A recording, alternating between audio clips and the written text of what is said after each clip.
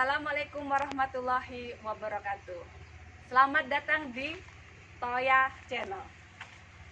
Halo, nama saya Anggaryasi Dwi Setiasari. Saya berasal dari Lampung, tepatnya di daerah Punggur, Lampung Tengah, Dusun Astomulyo. Di sini mau berbagi tentang peternakan sapi di tengah wabah COVID ya. Ayo kita lihat beberapa sapi dulu. Jadi kita tahu wabah COVID ini pengaruhnya luar biasa. Pengaruh kekhawatiran dalam kesehatan maupun di sektor industri, usaha, perdagangan dan macam-macamnya, dari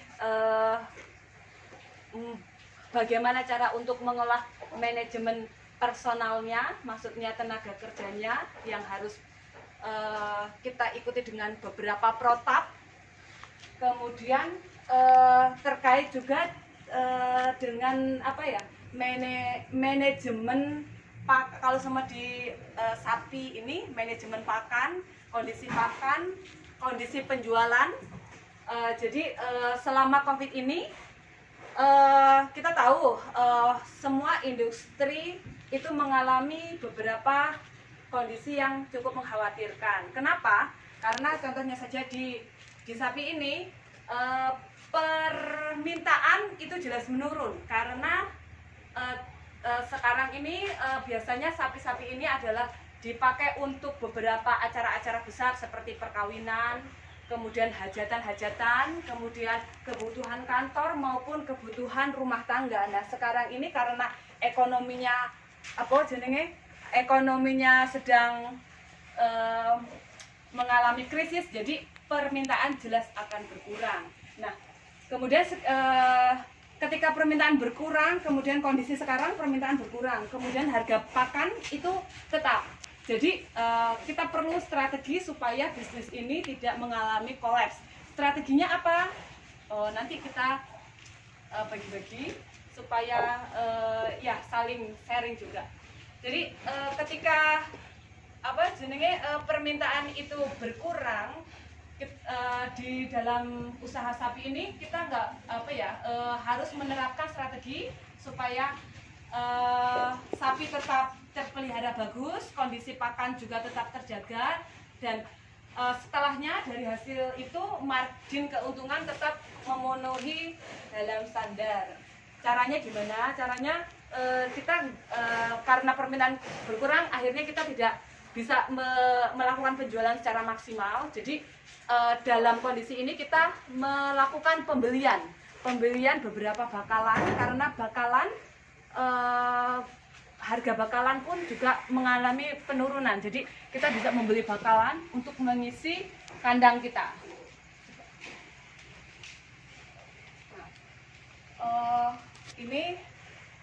Ini sapi-sapi yang sudah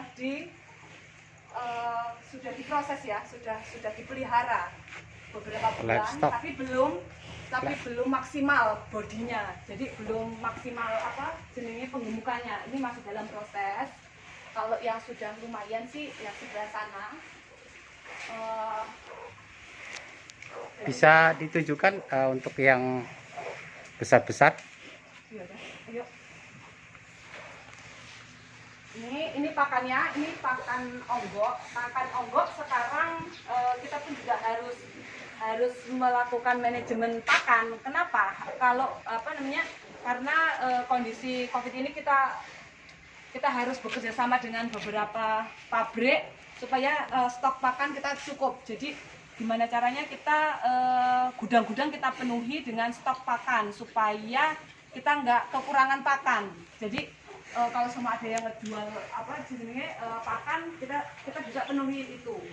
Itu salah satu strategi untuk menghadapi wabah, karena di negara itu. Ini sapi yang masih dalam proses, ini dalam proses pembukaan semua ini. Kalau yang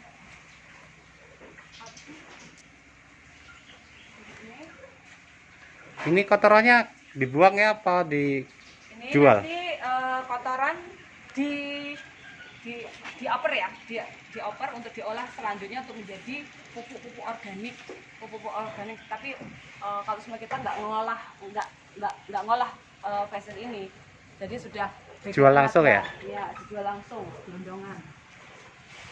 Nah, kalau Ini udah livestock ya? ini sapi yang ready untuk dilakukan penjualan. Ya, kita tahan dulu, nggak apa-apa. Maksudnya tahan dulu karena ya, permintaan sekarang berkurang, jadi kita tetap menahan sapi ini masih supaya mendapatkan nilai yang pas.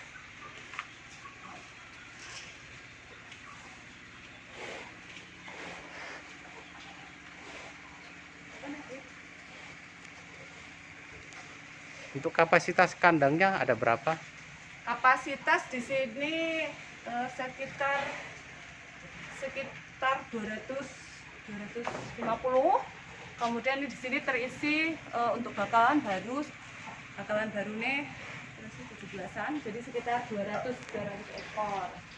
Nah, ini pakannya berupa pakan onggok.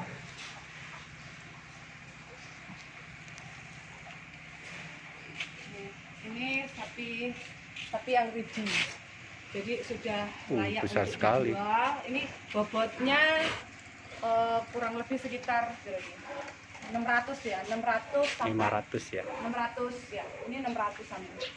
Ini 600 kurang lebih ya. Ini yang paling besarnya. Besarnya. Nah, kalau untuk mengetahui sapi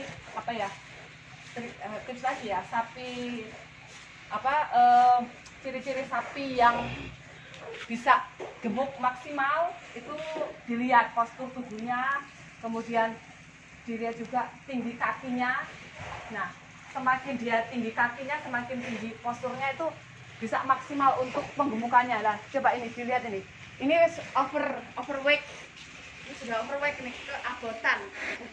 Ini sapinya tuh gini-gini, saking lemune ya, saking gemuknya, banyak dagingnya. Ini bukan overweight sih, tapi nggak apa-apa, masih tetap jadi daging terus.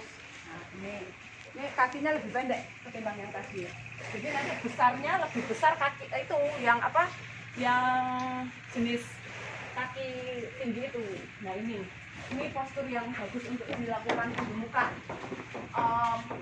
Bodinya panjang, kakinya tinggi. Nanti bisa maksimal untuk mendapatkan tambahan dagingnya. Coba dilihat itu. Ini nanti pakannya ini ada berupa kulit nanas, kemudian onggok, kulit singkong, kulit nanas. Ini pakannya sebenarnya berbeda daerah itu berbeda proses pakannya. Kalau seumpama di suatu daerah itu banyak kebun sawit, bisa menggunakan limbah sawit.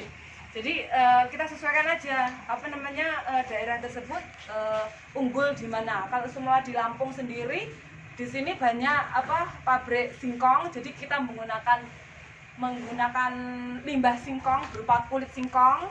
Kemudian ada pabrik nanas yang menggunakan limbah kulit nanas. Jadi ini bisa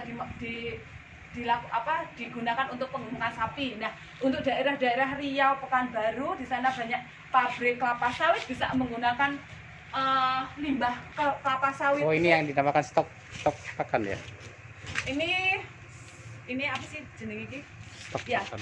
Ini tempat makannya. Jadi tempat makannya nih kulit singkong ditaruh di sini.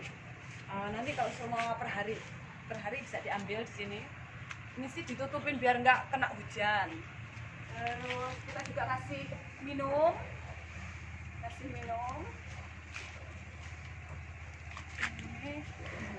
Itu apa lagi? Kalau ini apa ini? Sumber Kosong. air. Ini kok kosong nih? Hah? Ini kosong lahannya. Oh, ini nggak tahu. Rumah masa depan. Ini sumber air ya. Jadi kalau semua mau bikin usaha, yang pertama sendiri, step pertama harus didirikan adalah air. Kenapa? Semuanya butuh air. Jadi dirikanlah dulu sumber air. Nah, setelah sumber air, baru bikin kandangnya.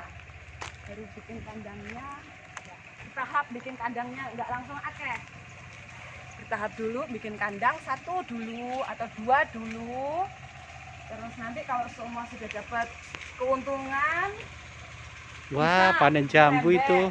ditambah lagi. Panen apa ini?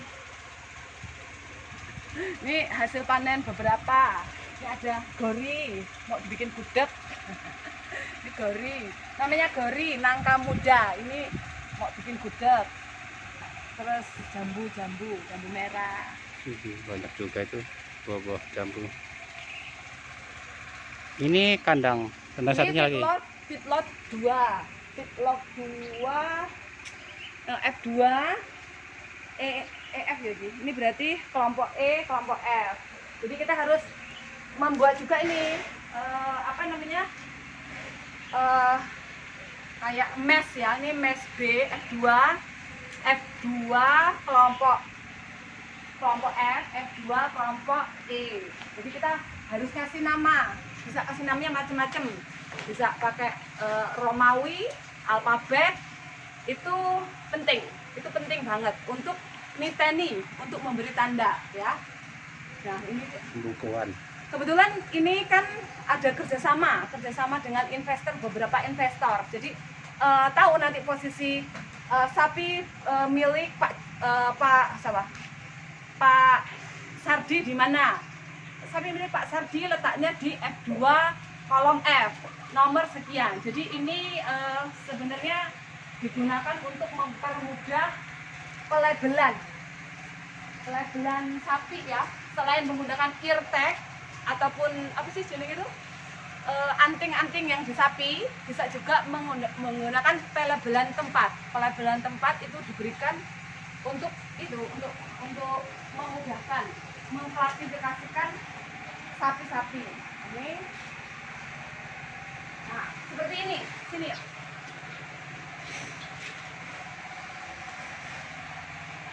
Ini kelompok F3, feedlot peternakan ya, feedlot F3, kelompok C, kelompok D. Oh ya. ini yang baru dibeli gitu ya di F3, kelompok C, kelompok D. Nah nanti ada lagi itu manajemen cara memelihara. Jadi nanti pertama sapi datang berupa bakalan dengan bobot X kilo, kita nggak langsung tempatkan di feedlot asal. Jadi kita ada manajemen. Pertama bakalan itu masuk ke ke feedlot yang sana. Nah di sana itu feedlot bakalan. Kemudian setelah berapa bulan nanti naik, terus bakalan baru naik, kemudian nanti memutar nih rotasi sampai ke bagian penjualan. Jadi sapi digeser, bukan di situ terus. Jadi ini ada berapa yang isi mengalami pergeseran karena sudah mengalami tumbuh berat badannya berproses. Kalau ini masih sapi bakalan, ini bakalan, ini masih yang di bawah ini sapi baru ya, sapi baru. Jadi ditaruh di feedlot. Halo, bawah. kalian masuk TV loh. Ini Kok pada tidur? Cara untuk manajemen penggemukan. Halo, kalian masuk TV. Oh, di sini ada juga ya. Ini F2 ya. Wah, pantatnya semok-semok. Ini feses-fesesnya. Feses-fesesnya bisa dilihat. Ini feses-fesesnya ini nanti bisa diolah menjadi pupuk organik. Kemudian itu harus dijaga kebersihannya juga. Bisa anyap-anyap.